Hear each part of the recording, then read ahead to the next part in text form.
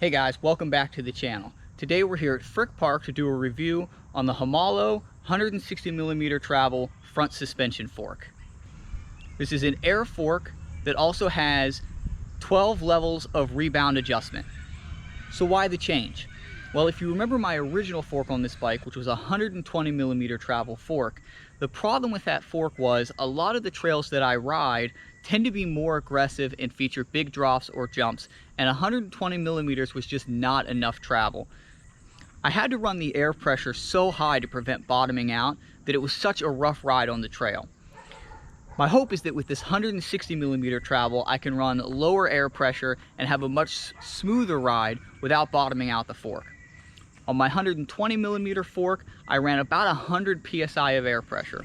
On this 160mm travel fork, I'm running closer to about 75 psi in the front fork. This is actually my second attempt at this review video. If you didn't see my crash on Iron Gate from last week, I was actually here filming this exact same video when I took a spill at the bottom. So if you haven't saw that video, go check it out. All right, without any more delays, let's gear up and drop into Iron Gate and see how this front fork feels. All right, here we go, dropping into Iron Gate, the Himalo 160mm front suspension air fork.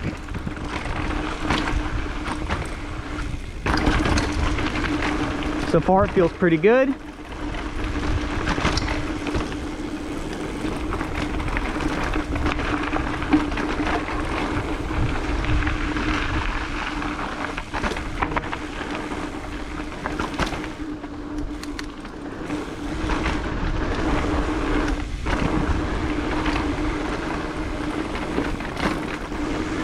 All right, I don't know if I mentioned in the intro, but this front fork does also have a remote lockout for climbs.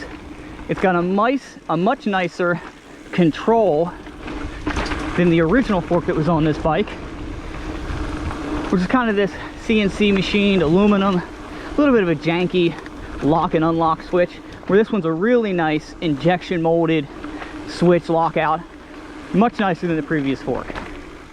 So, what's the price difference? Well, the original fork that was on this bike was a 120mm travel fork, no rebound adjustment, and that fork ran shipped to your door about $80.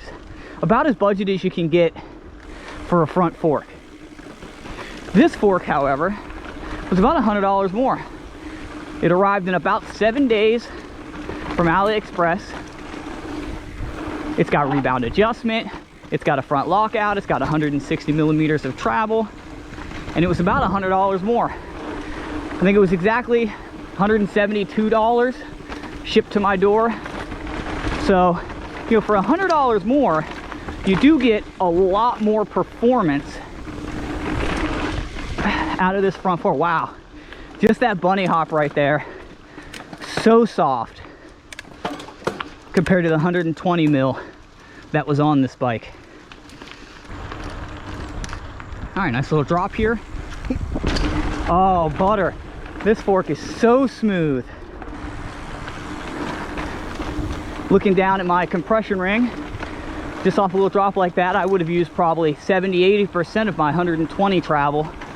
On this, 160mm of travel, 75 psi in the front, and I probably barely used half my travel off that drop, and it was so smooth, didn't feel it in my hands.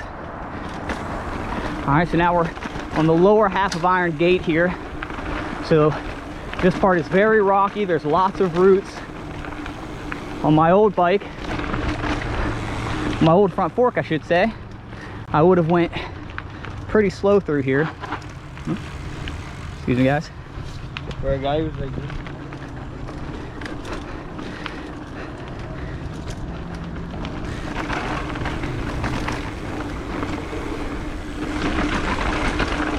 Little drop. Oh, what a difference. So just my initial first impressions. So do I think if you're on a budget for $100 more, should you splurge and go for a higher performance front fork? Yes, I do. I think that The front fork is probably the most important component on the bike. And if you're gonna skimp on any area, you know, that wouldn't be the one that I would pick.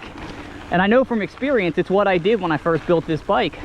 The goal of this Carbon 29er was to just build as cheap as you possibly could.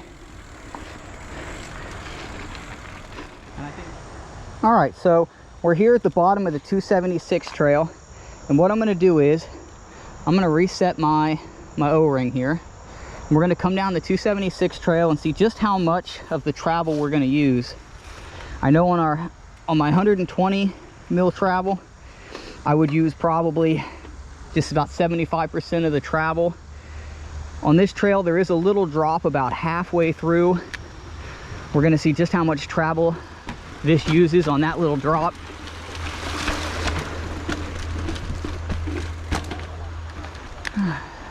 No big deal, across the rock crossing there. And we start the climb. So I'll check in with you guys at the top of the climb. All right, dropping in on the 276 trail. This is a technical trail. It's not a real fast trail, but it is technical. It does have a couple of nice features on it. I'm not gonna make you guys watch the entire trail ride here. I'm gonna skip through to show you the highlights. And then when we get to the bottom, we'll review just how much travel I used on this trail. Oh, here comes that drop. Let's see how this feels. Oh, nice. So nice, so soft. I'm gonna guess I probably used half the travel on that drop, where that little drop like that would have almost bottomed out my other fork.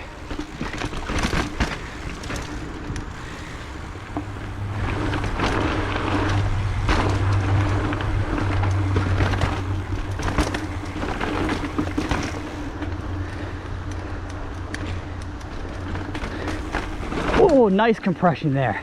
Right there, I would have easily bottomed out the other fork across that little dip right there.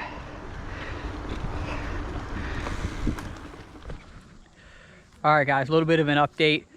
We took down a couple of trails so far. Suspension feels good. Last trail we're going to hit here today is the bench trail. This trail is known for the roots that cross the trail.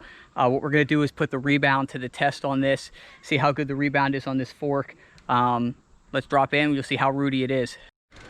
All right, dropping into the bench trail here. I've got the O-ring again, reset to 0. This is a fast, bumpy trail. We'll see how it handles it.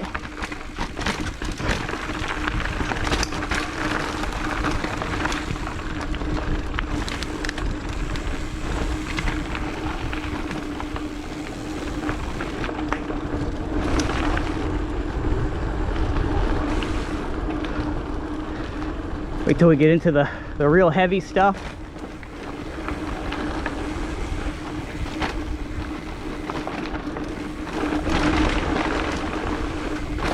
Like I said, this trail is known for the roots that cross perpendicular across the trail, and its speed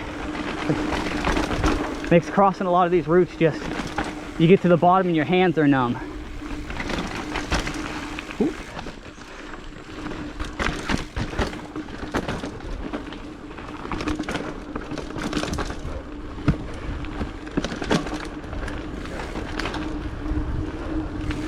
So far, it feels pretty good. Oh.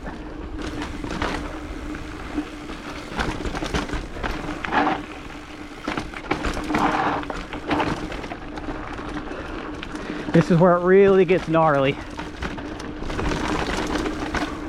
Right here.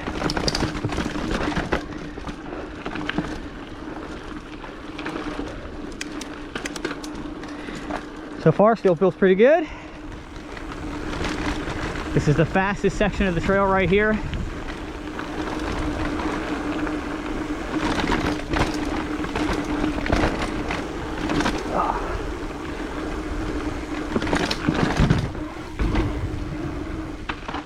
Well, there it is, guys. That's about a 2-hour ride with the Himalo 160mm travel front fork. I think, you know, is it worth the money? I think for 180 bucks, it's going to be the closest thing that you find to a Fox 36, something with 160mm of travel, rebound adjustment, feels like riding on a cushion of air compared to the previous fork that was on there. Do I think it's worth it? Absolutely.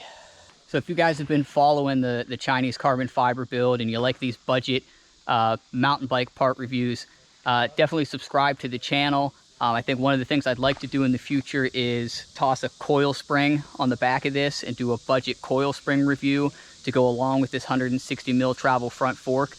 If that's something you guys would like to see, leave a comment below, give this video a thumbs up, and we'll try to get one of those on the channel and do a nice review on a rear coil spring.